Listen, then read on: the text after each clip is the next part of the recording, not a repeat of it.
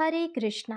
क्या आप जानते हैं एक ऐसा महीना जो सर्वश्रेष्ठ महीना है, जिसमें थोड़ी सी भी भक्ति अनंत गुना फल देती है। एक ऐसा महीना जिसमें छोटे छोटे पुण्य कर्म भी हजार गुना बढ़कर फल देते हैं। यदि आप इस महीने में केवल एक माला जपते हो तो उसका फल आपको हजार मालाओं के बराबर मिलता है। एक ऐसा महीना जिसमें सिर्फ एक दीपक जलाने से मनुष्य को जन्म जन्मांतर के पापों से मुक्ति मिल सकती है। जी हाँ, और ये महीना है कार्तिक मास। आज हम जानेंगे इसी कार्तिक मास के अद्भुत लाभ, इसमें आने वाले पावन त्योहार और दीप दान का महत्व। सबसे पहले यदि मैं बात करूं कार्तिक मास के महत्व की, तो शास्त्रों में वर्णन है कि इस मास में किया गया स्नान, दान, जप और व्रत अन्य महीनों से हजार गुना अधिक फलदायी होता है। कार्तिक मास में भगवान विष्णु की पूजा करने से पाप नष्ट होते हैं और जीवन में सुख समृद्धि आती है। यही वो पावन महीना है जब भगवान विष्णु अपने 4 मास की योग निद्रा से जागते हैं और वे इस बात का संकेत देते हैं कि हमें भी अपना आलस त्याग कर भक्ति और सफलता के मार्ग पर आगे बढ़ना चाहिए। तुलसी पूजन और व्रत रखने से घर में लक्ष्मी जी का वास होता है। और इस परम दुर्लभ कार्तिक मास में दीपावली भी आती है, जिसमें हम लक्ष्मी और गणेश जी का पूजन करते हैं। इससे भी घर में लक्ष्मी जी का वास होता है। इस मास का सबसे बड़ा लाभ है मोक्ष की प्राप्ति। कहा गया है कि जो भी व्यक्ति कार्तिक मास का पालन श्रद्धा और नियम पूर्वक करता है, उसे मृत्यु के बाद परम धाम की प्राप्ति होती है। हमें इस महीने में कार्तिक स्नान यानी कि पवित्र नदियों या गंगा जल से स्नान करना चाहिए। इससे पाप दूर होते हैं। तुलसी पूजन, कार्तिक मास में तुलसी विवाह और तुलसी पूजन अत्यंत शुभ होता है। यही वो पावन महीना है जब हम तुलसी जी का विवाह शालिग्राम जी से करते हैं। इस महीने में अत्यधिक कथा का श्रवण करना चाहिए, जैसे कि भागवत कथा, गीता पाठ और सत्संग सुनना चाहिए। हमारे इस चैनल पर भी हम तुलसी जी और कृष्ण जी की कथाएं डालेंगे, तो आपको बस इस चैनल को सब्सक्राइब करके रखना है, ताकि जब हम परम दुर्लभ पावन कथाएं डालें तो उसका नोटिफिकेशन आपको समय पर मिले। इस महीने में दीपदान का भी महत्व है। कार्तिक मास को दीपदान का महीना भी कहा जाता है। एक छोटा सा दिया भी इस मास में अनंत पुण्य प्रदान करता है।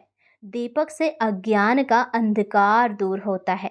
यह हमारे जीवन में सुख, शांति और समृद्धि का प्रकाश फैलाता है। भगवान विष्णु और माँ लक्ष्मी को दीपदान अति प्रिय है।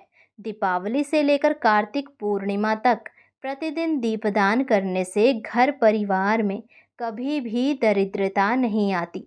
परंतु सिर्फ एक छोटी सी आपसे प्रार्थना है, यदि आप मिट्टी के दिए से दीपदान करते हैं तो आपको रोज़ नया दिया लेना होगा। आप सेम दिए से नहीं कर सकते। यदि आप तांबे पीतल के दिए यूज़ करते हैं तो आप उनको धोकर उसी को ही दोबारा से यूज़ कर सकते हैं। पुराणों में कहा गया है कि कार्तिक मास में एक दीपक जलाना भी हजार यज्ञ के बराबर होता है।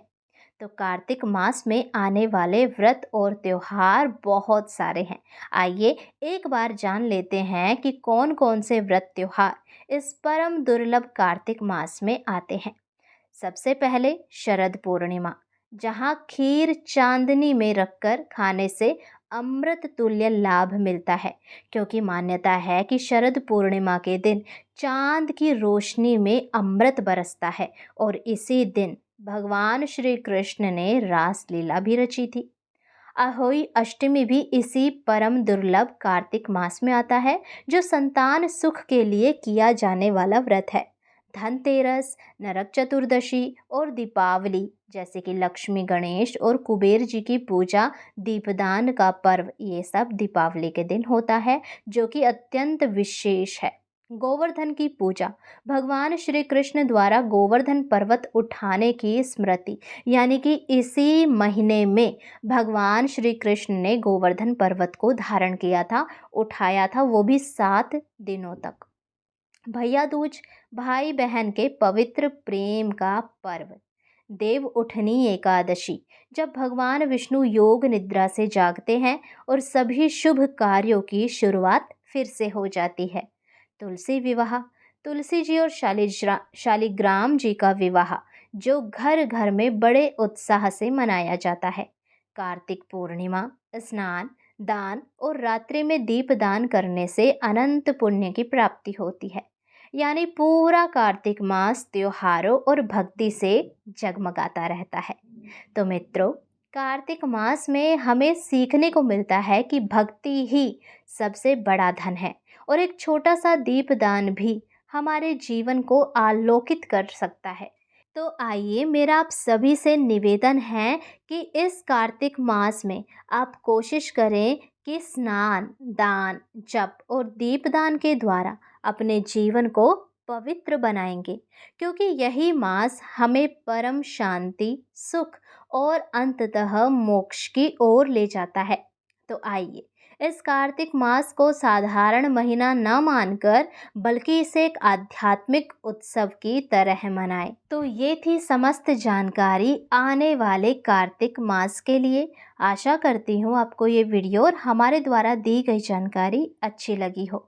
यदि कथा और ये जानकारी अच्छी लगी हो तो चैनल को सब्सक्राइब अवश्य करें, वीडियो को लाइक करें और कमेंट बॉक्स में राधा रानी श्री कृष्ण जी की जय अवश्य लिखें। हर हर महादेव, जय श्री कृष्णा।